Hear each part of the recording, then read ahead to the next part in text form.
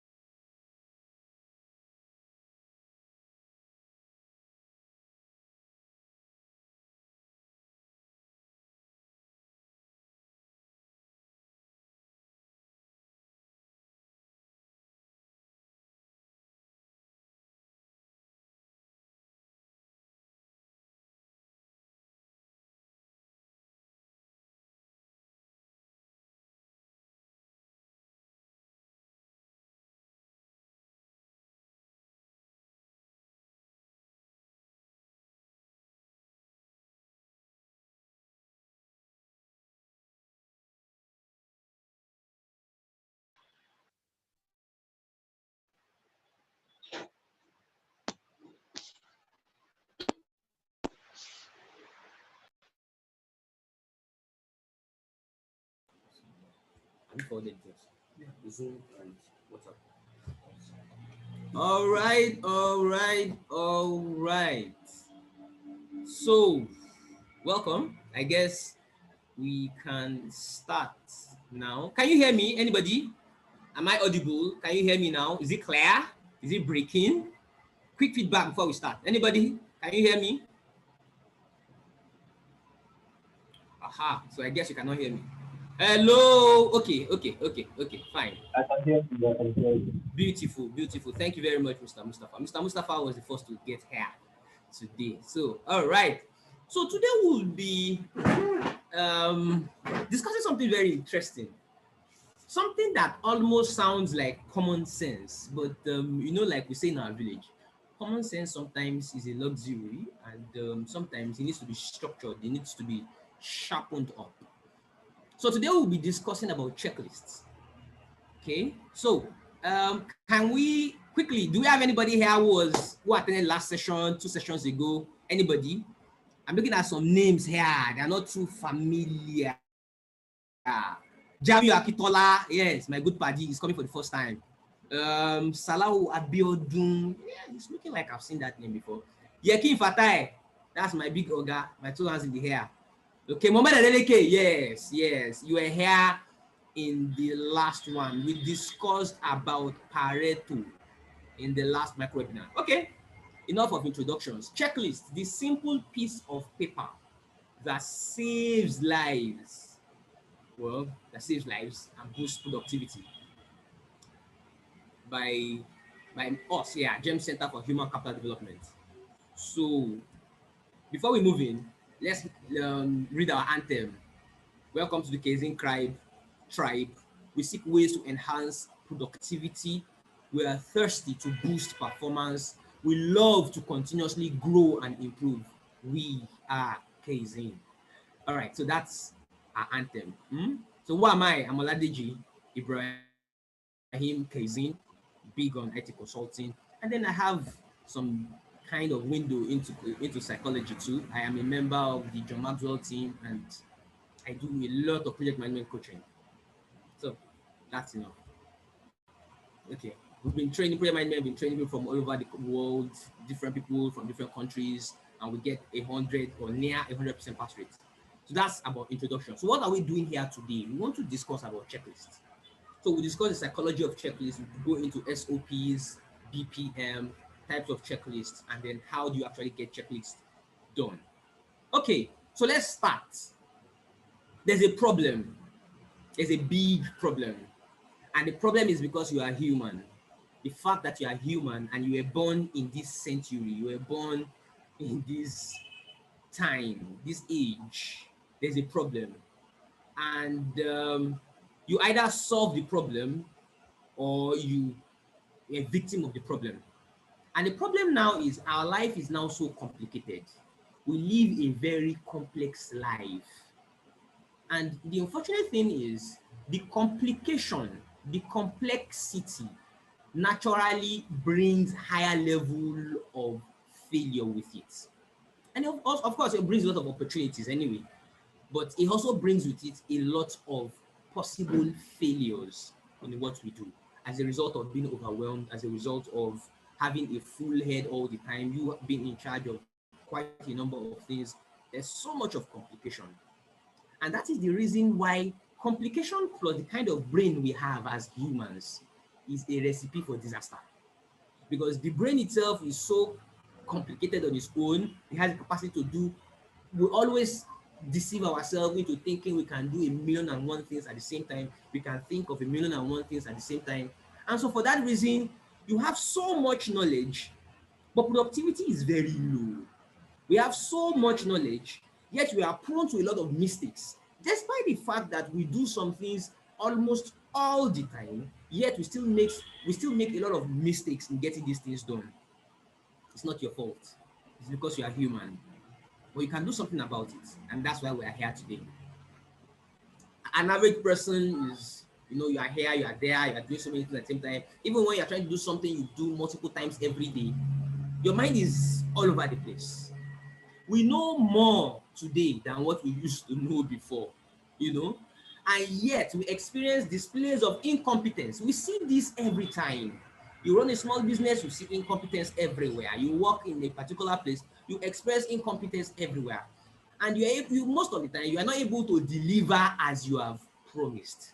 And then sometimes you experience some embarrassing cases of forgetting some so-called small things that are part of the routine that you do all the time. And then you get to overlook some so-called small things, and maybe even in some cases big things, despite being part of a routine that you run over and over again.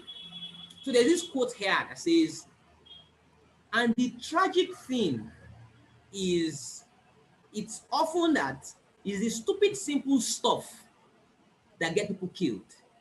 Stupid simple stuff that create big problems.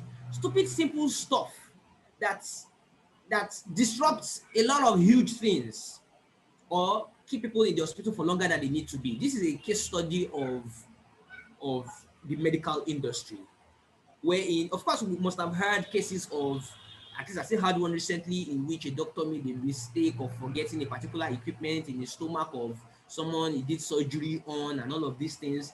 These are stupid, simple things that have profound and huge significant implications.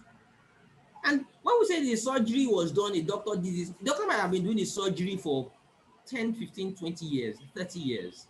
And yet they are still susceptible to some of all these so-called stupid, simple things that happen. Interestingly, this is not a problem of the medical industry alone. This is in every single domain of our life.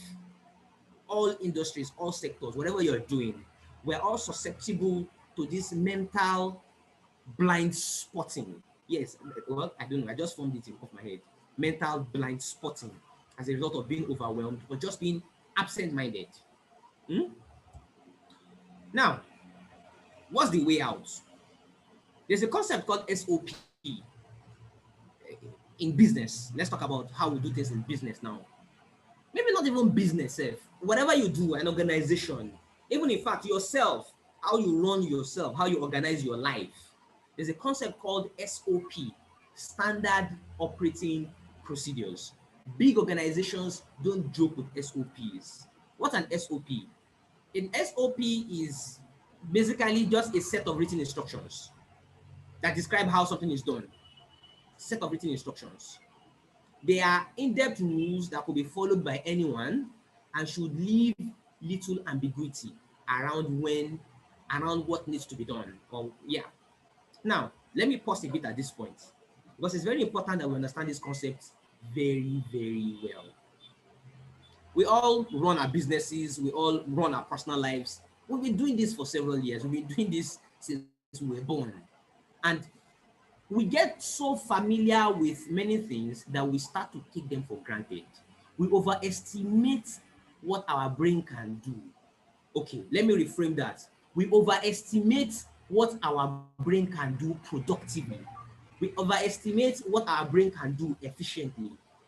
yeah, efficiently, that's a better word. Productively, efficiently, yeah, maybe they're similar. We tend to overestimate these things. And for that reason, a lot of times we fail embarrassingly in some so-called small things as a result of this um, error. Can we take out some time in our businesses, in our personal lives, to structure what we do, such that as much as possible, you are not relying on your brain all the time to give you instructions on what to do. Take some things out of your brain, put them in a document, get them done. In getting them done, simplify the process by making it structured, such that it's not like you are doing it today, you are using a particular way, you are doing it tomorrow, you are using something else. Can you have a standard way of getting things done? This is a lifesaver for a lot of organizations. This alone can double or 10x the productivity of an organization if it is done. Fanciful name they have for this is called systemization. Well, I say fanciful because it's just big grammar. It all comes down to the basic concept, the basic principle of documentation over something in the head. Documentation over something in the head. But SOPs take it a little further by now saying what we do. Can we have clarity around what we do such that you are able to document it in clear stepwise process? Step one, we do this. Step two, we do this. Step three, we do this. Anyway, this is a micro webinar. Maybe some other time would have some more in-depth discussion around SOPs and systemization. Okay. When you have good procedures, you save time, saves you from making mistakes, you reduce training costs, you ensure consistent results, you empower your workforce, you get what is consistent, what is clear, it gets read, gets used, and then you support quality goals. You come back to that, and then it enables you to be able to delegate work. All of these points here are like one hour talk, but I believe it should be intuitive because there's no time. We can't go into all of this. But what happens when you don't have good procedures? Disaster. That's what happens. Frustration, errors, mistakes, huge training costs. You waste a lot of time, you waste a lot of money, and it distracts you from being able to achieve quality. Well, project managers, what we call quality is different from what you call quality in general English language. We talk about meeting specification, achieving customer requirements, being able to make the customer happy as a result of doing what they want. That's what we call quality. So when you have your procedures well spelled out, you would be able to achieve the huge benefits. You save time, you reduce training costs, you are able to ensure consistent results. Anyway, let's just move on. There is a general principle, there's a huge industry around the concept of business process management. In fact, this is something lots of big name consulting firms and consultants do for a living. They can come into your business and then help you structure your things and make it more productive. So the definition of business process management as defined by Gartner is a discipline that involves using various tools, using various methods to do what? To design your business processes, to model your business processes. Of course, help you able to execute more on your business processes, monitor your business processes, and optimize. I like that word, optimize your business processes. Of course, we all have some form of either written or unwritten form of business processes we have in place. But then optimization of your processes, that's talk for another day. So a business process coordinates the various entities you have in your system. You know, you have a system, different entities interrelating. They have some form of interdependencies between them. So you have your people, you have your systems, maybe information systems or other manual systems. Then you have your information, and then maybe the general infrastructure. Business process management is about managing the interplay between these things, putting some form of clarity, putting some form of clarity in the direction of being productive. You want to design, you want to model, execute, monitor, and then optimize. So All of this is I've been saying a big story, big grammar. Why are we here today? We are here because we want to discuss one fundamental tool that can help you in structuring the way you run your business, in structuring the way you run your life, in structuring the way you approach, the way you think. Yes, the way you think. And then, of course, there's this familiar slide. PM competency is a potential superpower. Why do we keep reiterating this fact?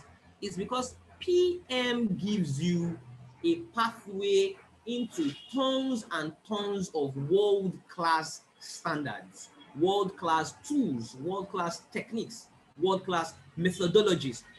In fact, let's say world-class shortcuts into so much. We've discussed so much about SOP, we've discussed so much about, well, not so much, we've discussed briefly about SOPs, business process management, and all of these things. How do you get these things done? There's a huge story around how you can get it done. But let's bring it closer to ourselves. Let's get something that you can master here and now, and then deploy right into your business, deploy right into your life. Now. You can start using these things now.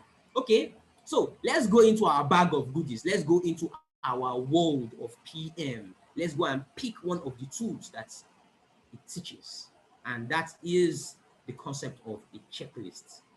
That is the concept of a checklist. What's a checklist? Simple English is just a sheet of paper, you have some things written on it, and then you can check what is done. That's what it means. That's a checklist. And that's why you have the the theme for this webinar today is checklist, a simple piece of paper that saves lives and boosts productivity. Okay, so let's pick some English about checklist before we proceed. According to David Allen, a productivity guru, we need lists because, let's be frank, we cannot depend on our brain. For God's sake, our brain, as powerful as it is, you can't depend on it all the time. Sometimes you need to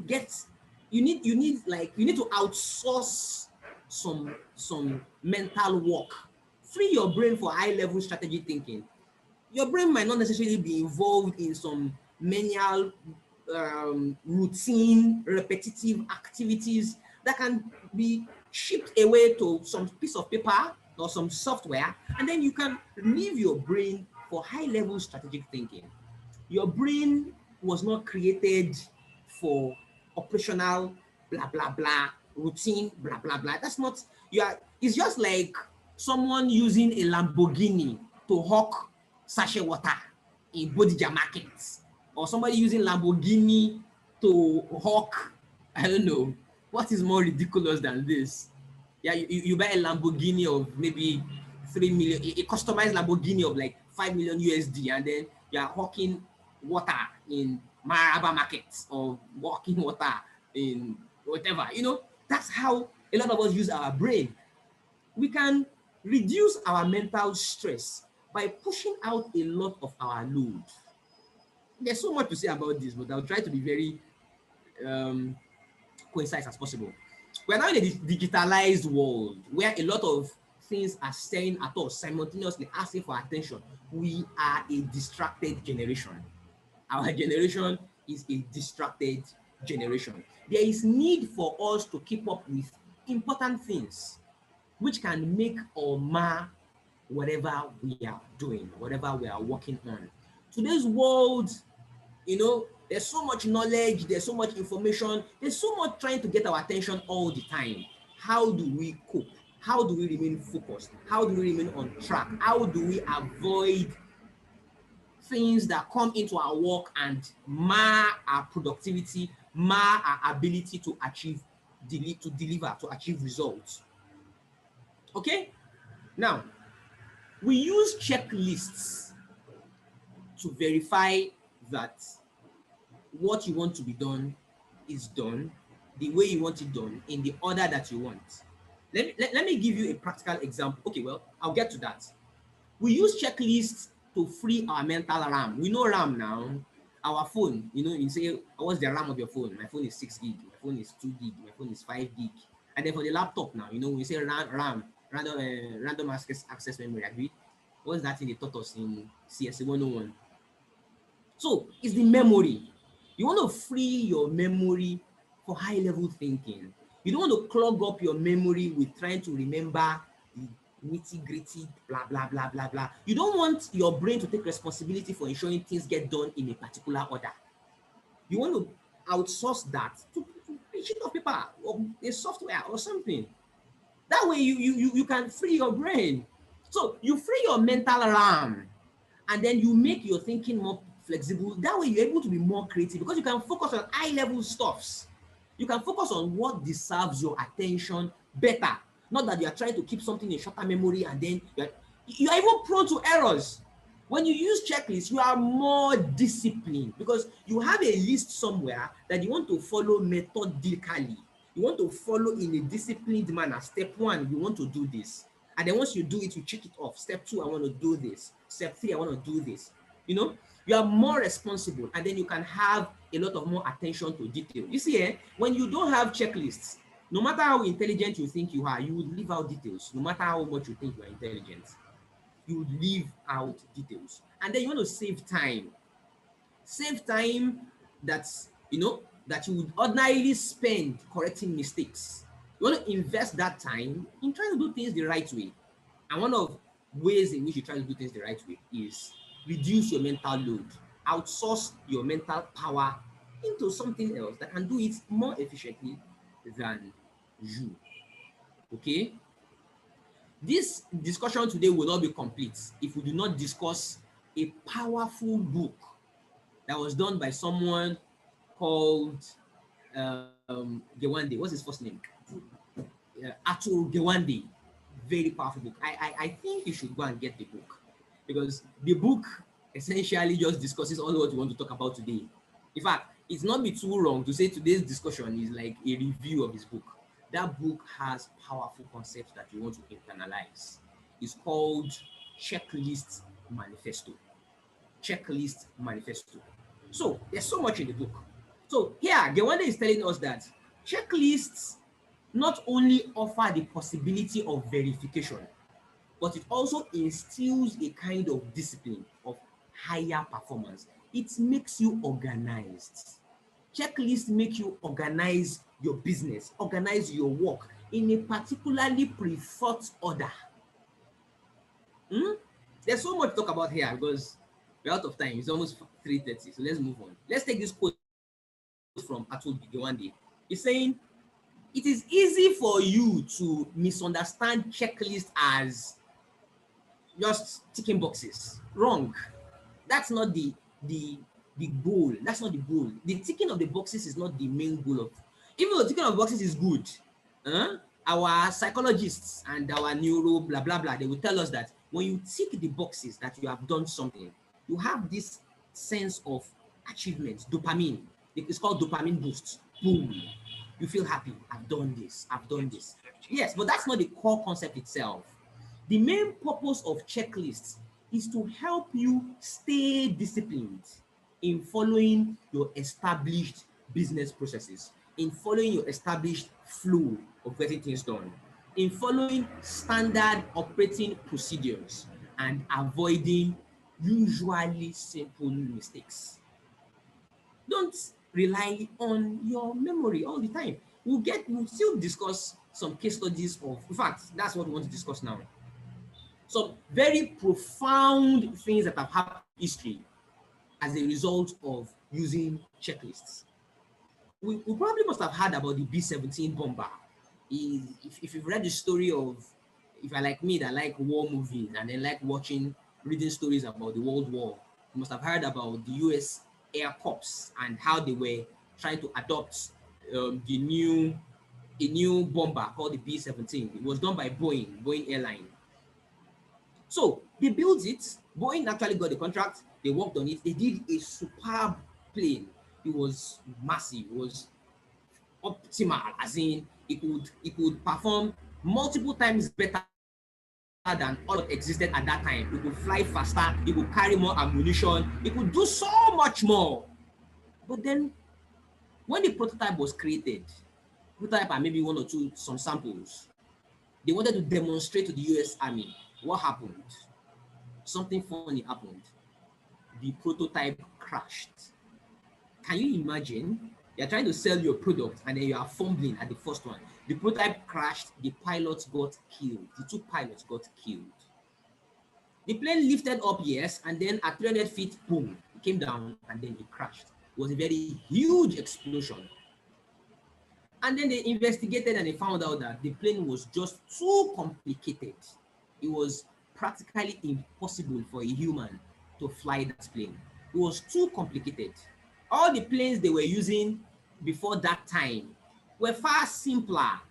Well, I'm not a pilot. Enter, use this knob, use this knob, use this knob, lift the steering or whatever, and then I don't know, maybe there's a gear that you push or something, and then it's flying already. That's how pilots were used to that kind of system. And then you now have a system in which you have like 1,000,001 buttons, and then you are supposed to remember everything. So, okay, I do this first, then I do this, then I do this, then I do this. I want to confirm that this light is on, confirm that this indicator is red, confirm that this one is green, confirm that this one is blue, blah, blah, blah, blah, blah, blah, blah. It's so complicated.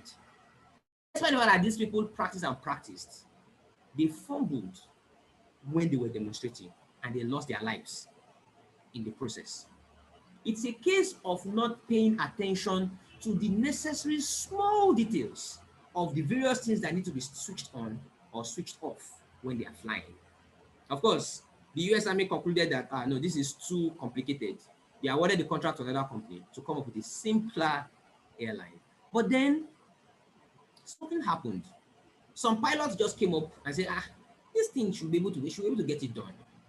And then they changed some things and they were able to fly successfully. And this plane went on to be the general's darling. The generals loved it so much. The army loved it so much. In fact, maybe it's even still in use till now, I don't know. It went on to fly 1.8 million miles without any incident, without any accident, despite the fact that the first one was a monumental failure in demonstration. What changed? Was the plane redesigned? No. Was any extra training done? No. What changed was the simple concept of using a checklist. Simple. Checklist. And then as you can see from this image here, this image was taken from, okay, I can't remember the blog. We picked it from a blog. There's a checklist before you start. When you start, engine is running up, before takeoff, after takeoff, before landing, final approach. Structured checklist, step 1, step 2, step 3, step 4. I've had very horrible cases of people working in manufacturing having some nasty accidents as a result of some brain slips, forgetting to do some very small things. There have been cases of monumental crashes, monumental accidents as a result of leaving out some very small details. Because we are human, please take this very fundamental principle. You cannot rely on your brain. Your brain is a thinking machine. It's not supposed to be involved in low-level operational activity. Let some software handle low-level operational activity. Let some handwritten notes. Don't rely on your brain to understand the order of 1,000 things. For God's sake, why should you? And one of the, okay, let's assume, okay, maybe you as the owner of the business, you have mastered it. Some other people who are working with you, why do you want to allow them make some mistakes when you could simply have a printed out checklist before this thing is completed? Seek this. Number 1, I have done this. Number 2, I have done this. Number 3, I have done this. There are tons and tons of uses of this. Before I go into that, before I go into some personal experiences with this concept, let's discuss another use case. Okay. Well, this is another image about the checklist. Anyway, now, the use case is from Dr. Gawande himself about a research that was funded by WHO about surgeries. He realized that a lot of errors are happening in surgery. A lot of the success rate was dropping, and WHO was concerned. Now, what exactly can they do to improve the success rate of surgeries? And then Dr. Gawande did this whole country research from the very sophisticated hospitals like Johns Hopkins in the US to some hospitals in Mozambique, rural Africa. You understand? And then they realized they got the same kind of results of massive improvements as a result of following a 19-point checklist of what the surgical team should check and tick that they've actually done or they are doing during the surgery. They said the simple checklist was a lifesaver. 36% decrease in post-surgical complications in just 6 months. They got this massive productivity increment in just 6 months of following a 19-point checklist. They reduced death rates by 47%. I'm sure if you look around you now, you realize that this research is now commonplace now. You find out that in almost everywhere you go, you find people using checklists. For example, I remember when I first had my first airplane experience. That was around maybe 11 years ago or so. I was flying from Lagos to maybe Abuja or something. I can't remember. And then I was fascinated. And then I entered the airplane. And then, you know the way they do it now? Blah, blah, blah, blah, blah, blah. Welcome to Kinika Airpiece. No, there was no earpiece then. I think it was Eric, yes. Welcome to Eric Airline. We are here for your safety. Please listen to something. And there is an airbag at the back of your seat. There is a this. Even the unfortunate instead of landing on water, blah, blah, blah, blah, blah, blah. I was fascinated. I listened throughout. I'm like, wow, what is this? It was interesting. And then the next flight, I listened. The third one, I listened. The fourth one, I was like, why you people are disturbing me? Why do people need to be repeating this thing all the time? I was asking myself. And then I answered myself. I was like, well, they need to keep repeating these things because, number one, in every flight, there'll always be the case of maybe somebody is flying for the first time. Then number two, never assume people know these things. Even if you have listened to it 1,000,001 times, listening to it again might be that thing that will save your life. Yes. For example, God knows, I probably listened to this thing, maybe God knows the number of tens and tens and tens of times. But last time I flew was the first time it stuck to my head that, okay, when I enter a flight, I should particularly take note of the exit doors at the middle of the flight. I've listened to it tens and tens of times, but that never stuck. It was the last one I listened to that I now realized, okay, in terms of something here, this is what they are saying at this point. I just hear it, I don't understand. What are we saying here?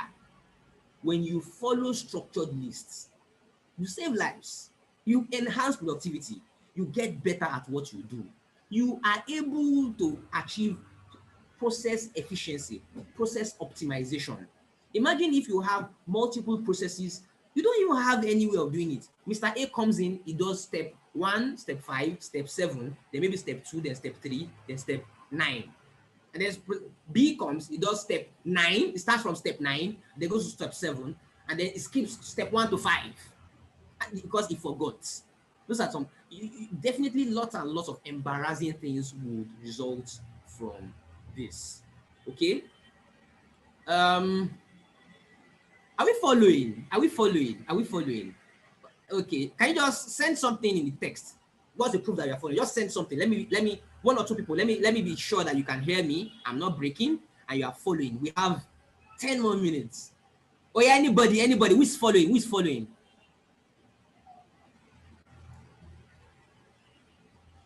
Okay, Mr. Bayole is following, Mr. Sharif is following, Mr. Ayo Mustafa, yes, the first to join. Mr. Lukman King is following. Okay, Mr. Kanebi is following. Thank you. Mr. Jimotu is following. All right. Okay, you have 10 more minutes and I have 10 slides. Okay, so let's see how we can go about it.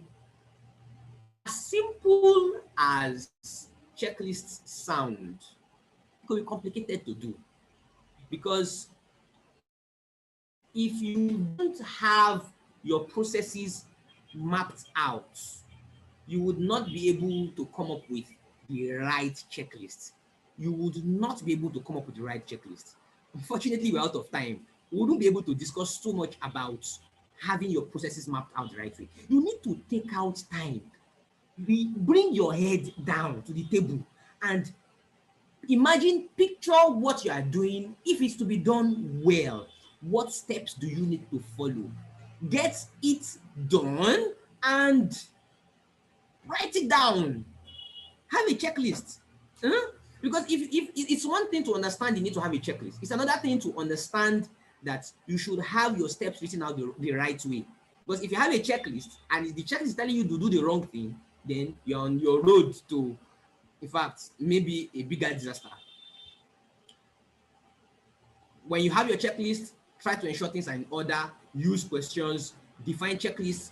You can, just like the example we saw earlier, it could be intimidating to have a 19-point checklist.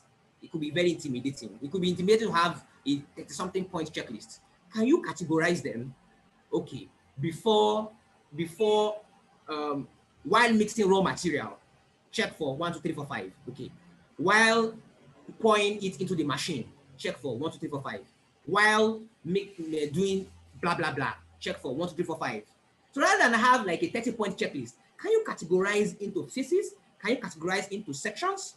And then sometimes you might want to put some notes on your checklist and ensure they are actually checked off. Just like this webinar I'm holding, I have a checklist. Checklist of pre-webinar, day of webinar, after the webinar. You know, what do I do? Okay, launch Zoom at this time, this minutes before, send this email. There's an established checklist. Because if you don't, it's easy to you just miss things out, and it could lead to very, very funny and unpredictable reasons. When you are working on your checklist, we're out of time. We have like 7 more minutes. So there are 2 types of checklists. 2 types. You have the do confirm checklist and you have the read do checklist. What's the difference? It's important that you understand this. The do confirm checklist is the checklist of you have done, then you want to confirm that you have done. Some steps that you want to have followed, and you're using your checklist to confirm that, did you check this? Yes. Did you do this? Yes. Did you do this? Yes. Did you ensure this? Yes. That's the do confirm checklist. Then you have the read do checklist. Read do checklist is what you use to guide your actual doing. For example, when you want to write, clear your mind. Okay, when you read clear your mind, then you go and clear your mind. Then you take it, yeah, I've cleared my mind. Number 2, imagine you are doing it. Okay, we've read that. Yeah, now do the imagination and then clear it. So you are reading and you are doing. So that's more of like a hand-holding, take me through the process checklist. That's one kind of checklist. The other kind of checklist is do confirm. You actually done, and then you want to tick. Did you do this? Yes. Did you do this? Yes. Did you do this? Yes. So when you are trying to draw up your checklist, you want to confirm what kind of checklist do you want to do. And then please ensure you focus. Don't leave out some seemingly stupid things. Of course, you want to have that balance between some things that you feel, this is very obvious, and some things that, even as obvious as it is, it could be that thing that could, destroy the old stuff. I've been to, as simple as when you are in a Zoom meeting, ensure recording is on. I've been to some meetings in which it was 10 minutes to the end of the meeting, they realized that they did not record. I don't know, have you experienced that before? And it's as simple as when you want to have a Zoom meeting, confirm this, check this, look at this. The more you structure your life this way, the better for you. Now, when you look at all of these things, what does checklist do for me? Let me just give you 2 instances of what checklist does for me. For example, when I'm traveling, I've been doing this. Even before I knew the meaning of checklists, I've just been doing it. When I'm traveling, I have in my jotter, since a day before, I start writing things I don't want to forget. Okay, sponge, brush, toothpaste. Okay, I remember when I started using this thing was when I traveled to one eyebrow area in Abuja. I forgot toothpaste.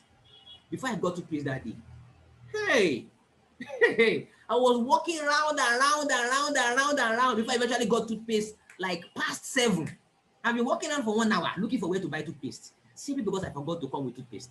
And the hotel did not have, you can imagine, because maybe I did go to Sheraton, don't mind me. Yeah, so when I'm traveling, I want to write out. Not when I want to carry my bag, no, since like 2 days, 3 days before. Because the problem with the brain is you won't remember everything at once. You'll be remembering in chunks. So today, now I might remember 2 things I need to take along. I write it down. Maybe in the evening, I remember 3 more. Then later, I remember 4 more. Maybe I remember 1 more. So I keep writing. And then when I'm going out, when I'm packing my bag, I'm actually checking. I check twice. I check twice. I check when I'm packing my bag and I check when I'm leaving the house. You know, sometimes has it ever happened to you that you pack it in your bag and then maybe on your way something happens, you want to unpack, give somebody something, and then maybe something has dropped off. Then when I'm leaving again, I check. Okay, I'm supposed to take my laptop charger. I once traveled to Abuja and I forgot my charger. Hey, it was a very, very nasty experience. It was a very, very, very nasty experience. Anyway, we're out of time. We're out of time. Let me just in 2 minutes, let's just get one person to tell us your experience with checklists. Checklist. 2 minutes. Anybody, just raise your hand and I'll call you to talk. 2 minutes, please. Quickly, anybody. Okay? Nobody. We've not had experience with checklists before. We don't have any interesting case study to share about checklists in 2 minutes. Okay. No wahala. Once again, okay, Muhammad Farouk. Oh yeah, quickly over to you. Yeah, on mute. 2 minutes, quickly, please. Oh yeah, on mute, please. Well, good afternoon. Thank you very much. Yeah, thank you, Mr. Jimo. Well, checklist, as you have rightly explained, very, very, very key to actually ensure productivity and avoid unnecessary mistakes. It's actually a process that one should always ensure one practice, either at work, at home, or doing anything. The daughter should always use one to just down the check. So because like you rightly said, brain cannot actually handle it all. And there are many distractions all around. So whatever is penned down will always be reference to guide. Thank you, sir. Oh, okay. Thank you very much. Thank you very much. Thank you very much. So once again, PM Did you Public. hear me? Yes. We heard you. We heard you. We heard you. You heard me well. Thank Thank, you very much. yeah. So All right. PM competency is a potential superpower. We have just discussed checklists. Checklist is just one. There's so much more to discuss about checklists, but it's a micro webinar. We can't go into too much details. But this is checklists. Last week we discussed Pareto. 2 weeks ago we did Ishikawa, and there are tons and tons and tons of much more. Why don't you connect to the powerhouse itself? PM, essential soft skills, leadership, team building, motivation, communication, influencing, decision making, blah, blah, blah, blah, conflict management, coaching. These are all tons and tons of huge skills you get to imbibe as a result of improving your competency as a project manager. Project management is not one thing. You are talking about a combination of lots of small, soft, and hard skills here and there. When you go for a proper project management training, particularly in the direction of the PMP, you get to be drilled and exposed to tons and tons of much more. So I am imploring us all to keep trying to build your competency. We run an 8-week coaching program, which I think will be a good fit for you. If you're interested, go to this website or probably call this line. I am imploring us to keep building our competency. There are hundreds of tools, techniques, methodologies, and all of that that you can gain from improving your competency in project management. Please, it's a potential superpower. Don't make the mistake of ignoring these things. We cannot all just take life the way it is and just, I call it the way Beleface approach. Just wake up, do things the way your brain thinks you should do it. No, you can leverage on tools, techniques that can make your life easier. You can leverage on principles that can make your life easier. Principles that are used by experts all over the world. We just discussed checklists. Checklist is probably something that has been in existence for hundreds or thousands of years. But then when you do a project management training, it brings these things together for you in a structured way to help your business and help your personal lives. So at this point, we've come to the end of this micro webinar. I believe I've also learned from this webinar, even though I'm the one talking, I've also, some other ideas have come to my head. I want to implore us all to continuously improve. Don't forget our mantra here. Where's our mantra again? Don't forget our mantra here, which is coming. Yeah, we, as a member of the Kaizen tribe, we seek ways to enhance productivity. We are thirsty to boost performance. We love to continuously grow and improve. We are Kaizen. So thank you very much. I thank you for coming once again. See you sometime, maybe next week when we'll have another micro webinar. So you could just call this line if you want to find out about our 8-week coaching program. You could also visit pm2grammar.com. Thank you very much. See you soon. Have a nice day. Bye bye.